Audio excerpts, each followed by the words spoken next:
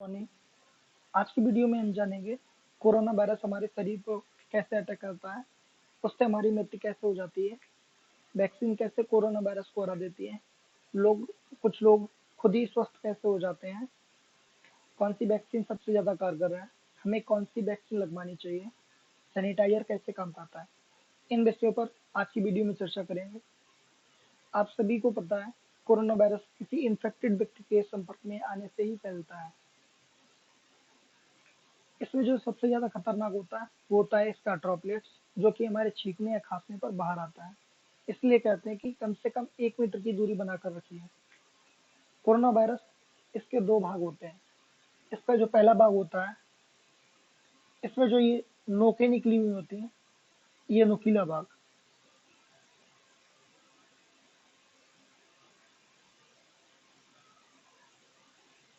ये इसका पहला भाग होता है। ये इसके पूरे बाहरी खोल पर निकली हुई रहती हैं। इसको कहते हैं स्पाइक प्रोटीन।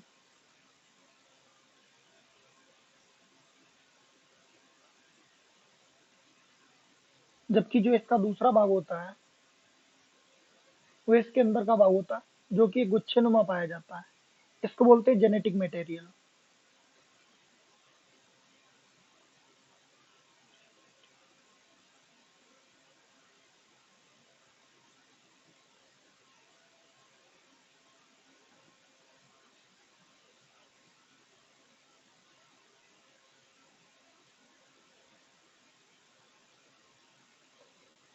ये जो स्पाइक प्रोटीन है, ये हमारे शरीर में घुसने में मदद करता है, जबकि जेनेटिक मटेरियल है अपने जैसे नए संतानों को जन्म देता है। अगर इसके इस स्पाइक प्रोटीन को तोड़ दिया जाए या इसको टकला कर दिया जाए तो ये किसी काम का नहीं रहेगा, क्योंकि ये जब चिपकेगा ही नहीं तो अंदर घुसेगा कैसे। ये इसीलिए इसका ये सबसे ज्यादा खतरनाक पार्ट होता है। यही घुसने में मदद करता है और ये अपने जैसे नई संतानों को जन्म देता है। इसका जो स्पाइक प्रोटीन है, ये बॉडी के हर पार्ट में नहीं चिपक सकता है, ये केवल फेफड़ों में ही चिपकता है, क्योंकि फेफड़े के जो सेल हैं वो काफी सेंसिटिव होते हैं। फेफड़े में भी ये, मान लीजिए ये फेफड़े का कोई पार्ट है,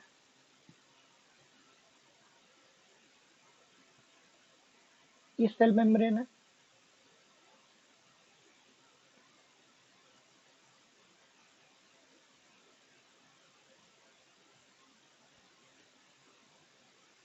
ये जो कोरोना वायरस है, ये सेल मेम्ब्रेन से अंदर नहीं जा सकता है, क्योंकि इसको अर्धपारगम्य झिल्ली कहते हैं। ये अपने अंदर कुछ खास चीजों को ही जाने देती है, जैसे प्रोटीन, विटामिन वगैरह। इस खास चीज में कोरोना नहीं आता है, इसलिए ये इधर से नहीं जा सकता है। इसको किसी नई चीज को अंदर जाने के लिए इस पर ऐसे रिसेप्टर लगे होते हैं, जो कि किसी नई चीज को जाने के लिए लगे होते हैं।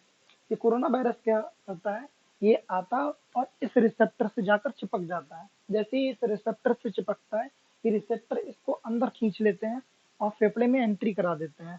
जैसे ही अंदर एंट्री करता है, ये अपने आरएनए को हमारे डीएनए से मैच करने लगता है। जो कि ये एंट्री करते ही हमारे न्यूक्लियस के पास जाता है और उससे पूछता है कि वो मशीन कहाँ है जिससे नई नई चीजों का निर्माण होता है।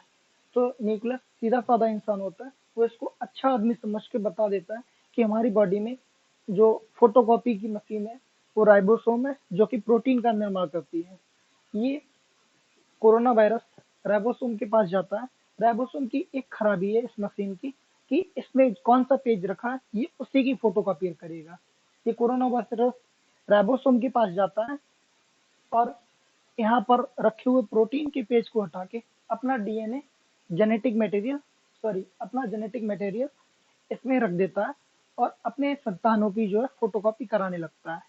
अब हमारी खुद की बॉडी, हमारा खुद का राइबोसोम कोरोना वायरस बनाने लगता है। जब भी कोरोना वायरस बहुत सारे हमारे फेफड़े में घूमने लगते हैं, तो हमारे शरीर का इम्यून सिस्टम ये कंफ्यूज हो जाता है। ये कहता है ये कौन सी नई चीज आई है, लेकिन वो ये समझ जाता है कि ये अच्छी चीज नहीं है, ये बेकार आदमी है। इसलिए ये इसको धड़ाधड़ मारने लगते हैं। जब ये इसको धड़ाधड़ मारने लगते हैं, हम लोग तो आराम से घूम रहे होते हैं, हमको पता ही नहीं चलता कि हमारे अंदर मार धाड़ चल रही है। इसी मार धाड़ की वजह से हमें बुखार आ जाता है। तो न्यूक्लियस कहता है ये मारने से नहीं मरेगा, क्योंकि इसकी फोटोकॉपी वहां से बन रही है, इसको अंदर घुसने से रोको। तो ये कहता तो क्या करें, ये रिसेप्टर नोच दें क्या? तो न्यूक्लियस कहता है नहीं नहीं, रिसेप्टर नहीं नोचो, अगर रिसेप्टर नोच दोगे तो फिर दवाई भी खाएंगे तो वो भी काम नहीं करेगी। आप क्या करो, आप एंटीबॉडी बनाओ और एंटीबॉडी को इनके मुंह पर सटा दो। जब ये इनके मुंह पर सट जाएंगे तो ये चारों तरफ से इसे कवर कर लेगा और ये रिसेप्टर से चिपक नहीं पाएगा। अगर चिपक नहीं पाएगा तो अंदर एंट्री नहीं कर पाएगा और किसी जगह से इसकी एंट्री होगी नहीं, तो ये बाहरी घूमता घूमता मर जाएगा। इसी तरह से ये वर्क करता है। अब आपको अंदाजा लग गया होगा कि वैक्सीन क्या करेगी। तो वैक्सीन क्या करेगी, वैक्सीन एंटीबॉडी बनाएगी और इन एंटीबॉडी को कोरोना वायरस के चारों ओर जो है सटा देगी, ताकि कोरोना वायरस रिसेप्टर से अंदर ना घुस पाए। जब ये अंदर नहीं घुस पाएगा तो हमें नुकसान नहीं पहुंचा पाएगा। यही हमारी जो वैक्सीन है काम करती है। तो वैक्सीन में भी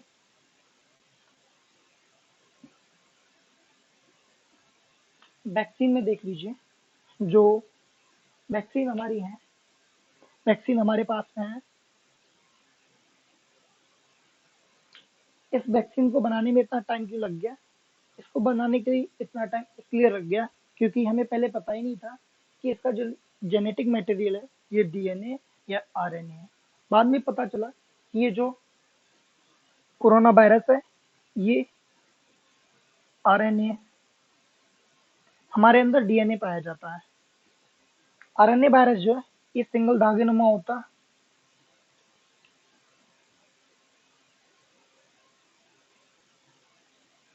जबकि डीएनए ये डबल धागे नुमा होता है।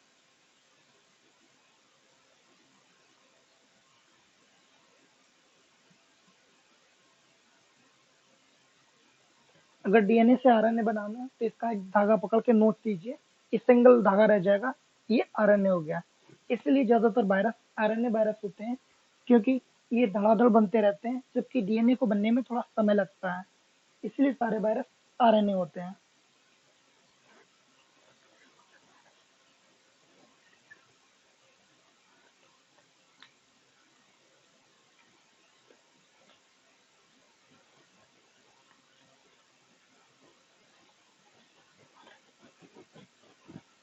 जब वैज्ञानिकों को पता चल गया कि ये आरएनए वायरस है, जब वैज्ञानिकों को पता चल गया कि ये कोरोना आरएनए वायरस है, तो इसने इसी कोरोना वायरस को तोड़ मरोड़ के, इसको कमजोर करके इसका एक हूबहू एक डुप्लीकेट कोरोना बनाया, जिसको इसने इंजेक्शन में भर के हमारी बॉडी में एंटर कराया। अब ये ओरिजिनल कोरोना तो है नहीं, ये डुप्लीकेट कोरोना है। ये जब हमारी बॉडी में एंटर करता है, रिसेप्टर के थ्रू फेफड़े में पहुंचता है, तो हमारी एंटीबॉडी बनने लगती है। एंटीबॉडी क्यों बनती है? इसके ये मुंह को बंद करने के लिए, ताकि जब इसका मुंह बंद हो जाएगा तो ये रिसेप्टर से अंदर आ ही नहीं पाएगा। तो यहाँ पर इसके बहुत सारे मुंह होते हैं।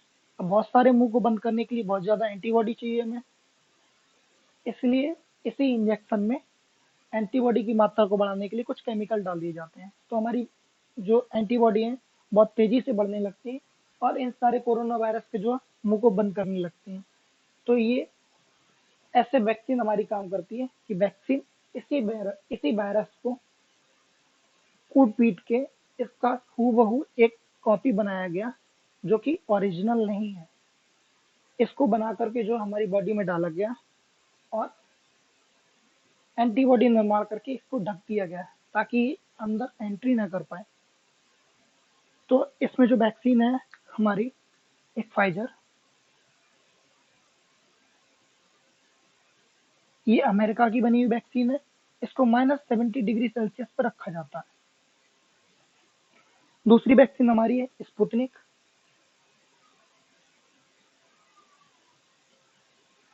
ये रूस ने वैक्सीन बनाई है। ये भी वैक्सीन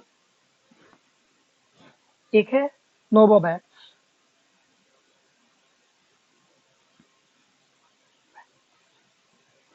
ये यूएनए ने बनाई है। इसमें भारत का योगदान है। चौथी वैक्सीन है हमारी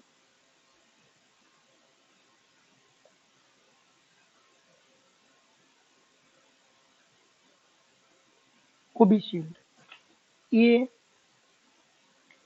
ऑक्सफोर्ड और एस्ट्राजेनिका, इन दोनों लोगों ने मिलकर बनाई है कोविशील्ड। ये सारी वैक्सीन असरदार हैं, तो ये सारी वैक्सीन mRNA पे काम करती हैं। mRNA मतलब कोरोना वायरस की कॉपी बनाएगा, एंट्री कराएगा, एंटीबॉडी बनाएगा और इसके सबको ढक देगा। लेकिन जो भारत की बनी हुई वैक्सीन है कोवैक्सीन, ये इस कॉन्सेप्ट पे काम नहीं करती है, ये अलग कॉन्सेप्ट पे काम करती है। इसका कॉन्सेप्ट क्या है, इसमें एक ओरिजिनल कोरोना वायरस को ही कूट पीट के इतना कमजोर बनाया गया है जिससे हमारी इम्यूनिटी मार पाए, आसानी से मार पाए। तो इसमें डायरेक्ट कोरोना वायरस को कूट पीट के बना करके एक इंजेक्शन के थ्रू अंदर एंट्री कराई जाती है और इसी इंजेक्शन में हमारी जो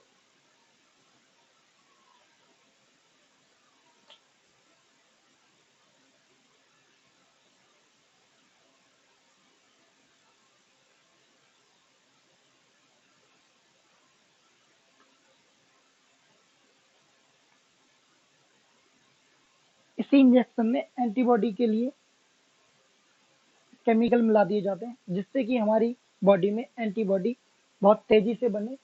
और ये ओरिजिनल कोरोना वायरस है। यहाँ पर क्या होता था, यहाँ पर डुप्लीकेट कोरोना वायरस को बनाया जाता था, जबकि ये ओरिजिनल कोरोना वायरस है, इसको कूट पीट के इतना कमजोर कर दिया गया जिससे हमारी जो एंटीबॉडी है आसानी से मार पाए।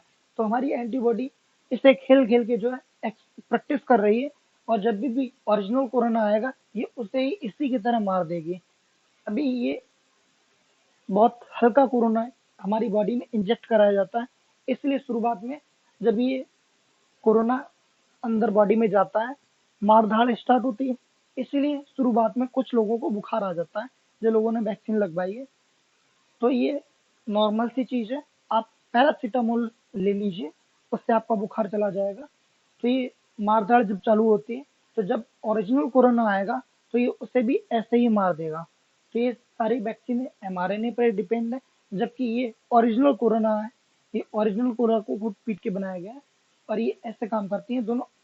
ये भी सारी वैक्सीन असरदार है, कोई भी वैक्सीन आप ले लीजिए, ये सारी अपनी अपनी जगह के ट्रायल पे अच्छी साबित हुई हैं।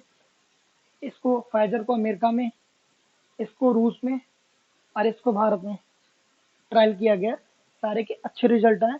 आप कोई भी वैक्सीन लगवाइए, सारी वैक्सीन असरदार है, आप कोई भी वैक्सीन लगवा सकते हो। हमारा सैनिटाइजर, सैनिटाइजर को देख लीजिए, हमारे जो सैनिटाइजर है